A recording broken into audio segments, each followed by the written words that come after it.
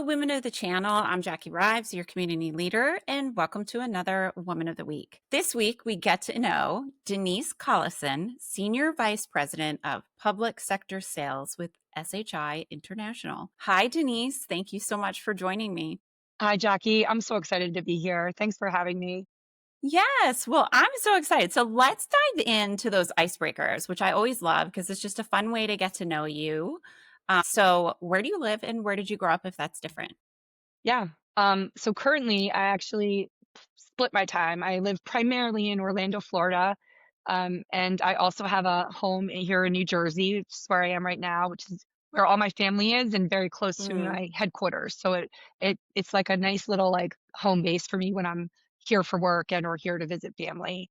And I grew up actually not far from here in New Jersey, in East Brunswick, New Jersey, and lived there my entire life until I graduated college and moved out and stayed in New Jersey pretty much ever since until I just bought my home in Florida 4 years ago. I'm just a little tired of the winter. So, Yeah, I was gonna say yeah. those are two very different seasonal areas, but Yeah. you get the best of both worlds, being The able to go women will back and forth. appreciate this. I actually chose Orlando because my best friend lives there. And so, we're Oh, in that like Golden Girls era of trying to be close with your girlfriends. And so, yeah, it's yeah, perfect for the weather and then also that. love that. Yeah. All right, well, what's a little known or perhaps a fun fact that you're willing to share with all of us? Yeah, there's so many things. I love this question. But I think today I'm going to share the fact that I have a tattoo on my wrist. I can actually just show it to you. It's going to be upside down, but it's Winnie the Pooh. And my dad called me Pooh when I was little, and he passed away 8 years ago. And I got this tattoo on my wrist the very next year to honor his memory and keep him close to me.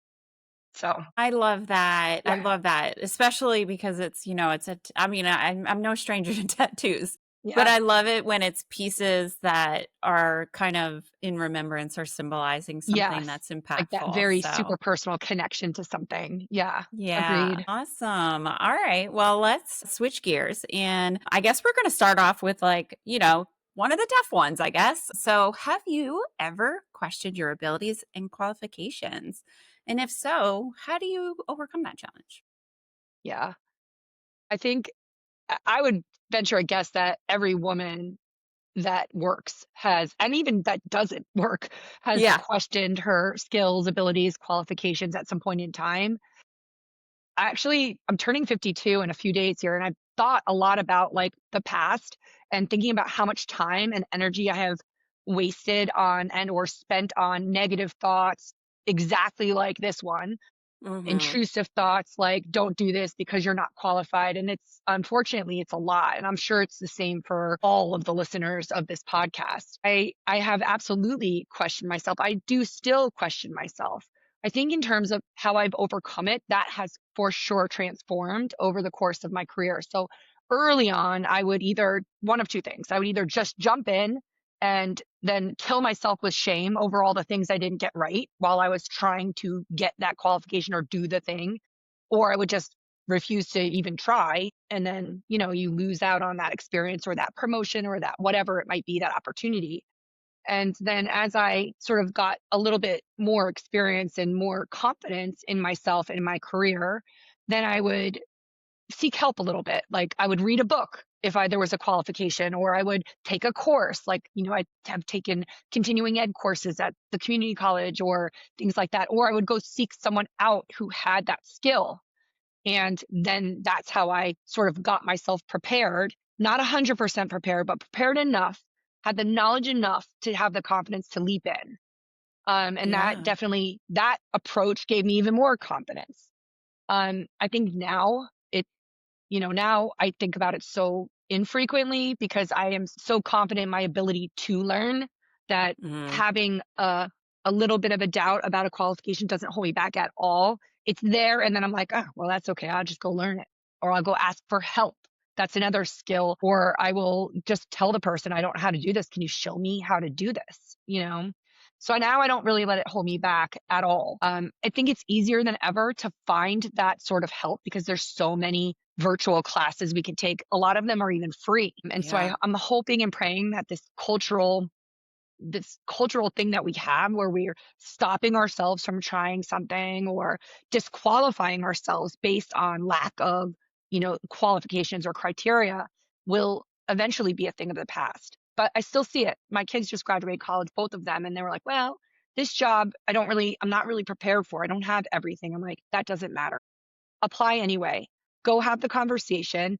Tell them, here's the things I'm really confident in right now. Here are the things that I need to learn or grow into. And the thing I'm most confident in my ability to learn, to be coached, and to take constructive feedback." And I think those are the key points that I would love for young women in career to listen to. I wish I knew that early on. Yeah, no, I couldn't agree with you more. And you listed some great resources. I Mhm. think part of the battle, especially younger in our careers, is that we weren't talking about this because there was Yes, so not at much all. stress on, well, Yep, you're not ready. You don't know, and then the stories that we tell ourselves on top of it that's right. didn't help. But I love that we're having this conversation because you're right. It needs to be put out there so that, women who at any area of their life, or Yes, if they're questioning, then just knowing like this happens to all of us. right. And here's some ways that you can gain the confidence because, like you said, it's very much about having confidence in what you can do. Exactly. I love that you said we're not talking about it because that's the number one thing they can do is go talk to somebody about it, Hmm. and get that advice. And we need all of our women to be confident and courageous and take chances.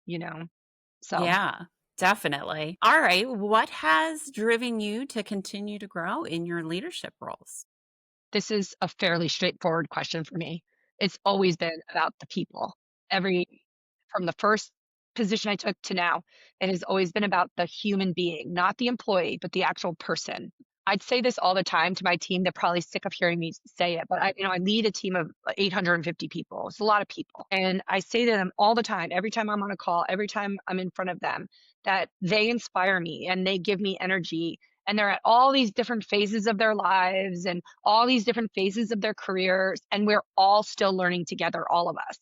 And so when I think about what's motivating me, what's keeping me sort of in it and energized every day, it's exactly that.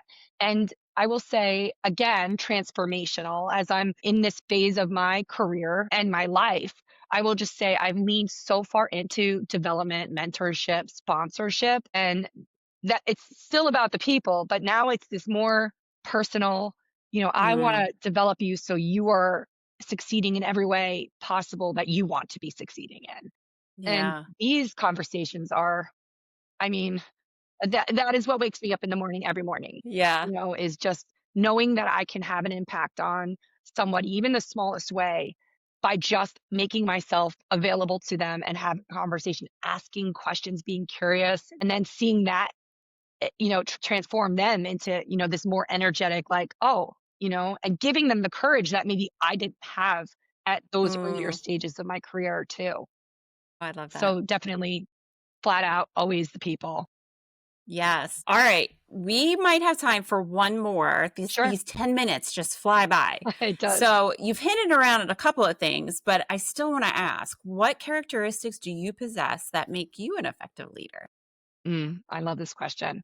All right. So I think there's some characteristics and some things that are just foundationally part of who I am. And Hmm. so, for example, my faith is everything to me. And so I lead primarily from my faith. So it's just treat others the way you want to be treated. That is foundational about who I am. So that's one. My parents taught me to be honest growing up. And so I'm very honest. Growing up in New Jersey, I learned how to be direct. And so I'm Yes. direct. And just by nature, I'm very transparent. I don't play a lot of games. And so those things in combination have served me extraordinarily well in leadership positions. It helps to, build trusting relationships with the folks that you are supporting. And it also, I think, keeps keeps them all feeling like they can be vulnerable and talk about the things they need to talk about and bring things to me that they might not otherwise bring, which also helps us be better. We're continuing to be better, continuous improvement. And then I think on top of that, it's just things like being able to give and receive feedback really well, Mm, asking great questions and listening, really, really listening to people, not always being the one who has to talk the most. Right. Those are, I think, if I had to add anything else on, it would be those things. Those weren't the Yes. things I would have said, though, when I started. These are the Yeah. things that I would say now, though, for sure. Yeah. That's Yeah. okay. You learned as you grew into the amazing human you are today. I am Thanks, so Jackie. excited that I got to spend some time getting to know you, that we're celebrating you as our Woman of the Week, and happy early birthday. Thank you. I appreciate that. And thank you so much for taking the time to talk to me. It's such an honor. And I really enjoyed our conversation. So thanks so much. Did too, Denise, and the honor is all mine. This is one of my favorite things to do, and I know that the little bit that we had time to share will definitely resonate with many of our listeners. So Fantastic. again, thank you for allowing us to celebrate you this week. Awesome. Thank you so much. Yes. All right, community members, please comment. Definitely give Denise some high fives, happy birthdays, and leave your tips. I know that she would love to see what you have to share as well. So Would love until it. next time, have an amazing week.